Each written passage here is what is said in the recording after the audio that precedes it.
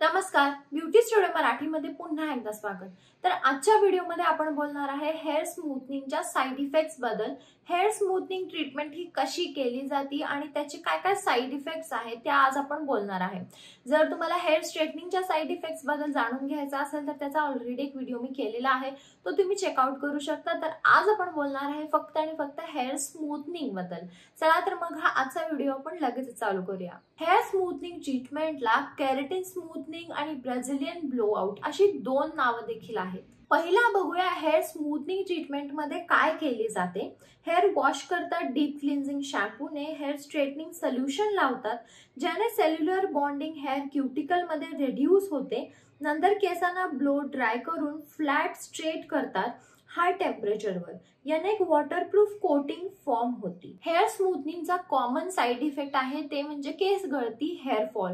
तर हार्मफुल केमिकल्समुळे ना केस गळती चालू होते। 2 महिन्यापर्यंत तुम्हाला काही होणार नाही, पण 2 महिन्यानंतर तुमचे जे हेअर स्ट्रँड असतात ते वीक होत जातात, केसांमधली स्ट्रेंथ निघून जाते आणि केस ऑटोमॅटिक गळायला चालू होतात। जरी केसांमध्ये गुंता होत नसेल तरी देखील केस गळतात।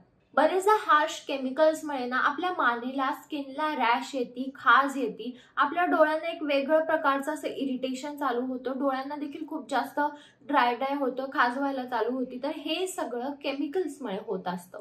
केसांचे नॅचरल टेक्स्चर निघून जाते। जे केस आपण पार्लर रेडी केलेले असतात ना ते पार्लर रेडी राहतात ना ते नॅचरल राहतात, ते एका वेगळ्या स्टेजला जाऊन पोहोचले जातात। केसांमध्ये खूप जास्त ड्रायनेस वाढतो आणि हे जे केमिकल्स असतात हे फक्त केसांना डॅमेज करत नाहीत तर आपल्या स्कॅल्पला देखील डॅमेज करतात। म्हणजे स्कॅल्प तुमचा ड्राय होतो, तुम्हाला डॅन्ड्रफ होऊ शकतो आणि मेन थिंग आहे ती म्हणजे स्प्लिट एंड्स।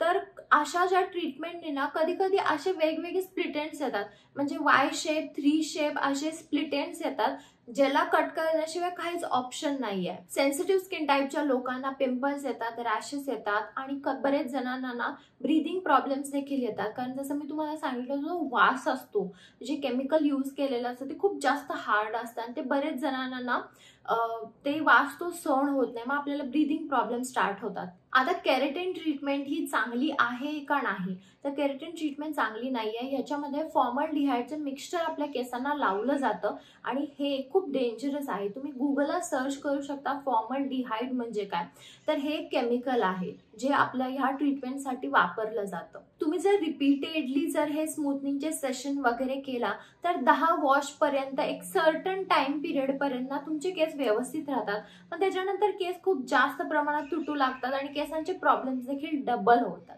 आता हेअर स्मूथनिंग चांगलं का हेअर रिबॉन्डिंग, तर हेअर रिबॉन्डिंग पेक्षा तरी हेअर स्मूथनिंग चांगलं आहे। पण जर तुम्हाला हे हेअर स्मूथनिंगचे साइड इफेक्ट्स ऐकून देखील जर काही ट्राय करायचं असेल तर तुम्ही रिबॉन्डिंग पेक्षा हेअर स्मूथनिंग ट्राय करू शकता, तुमची मर्जी। जर हा व्हिडिओ तुम्हाला आवडला असेल तर व्हिडिओला लाईक करा, शेअर करा आणि चॅनल सबस्क्राईब करायला विसरू नका।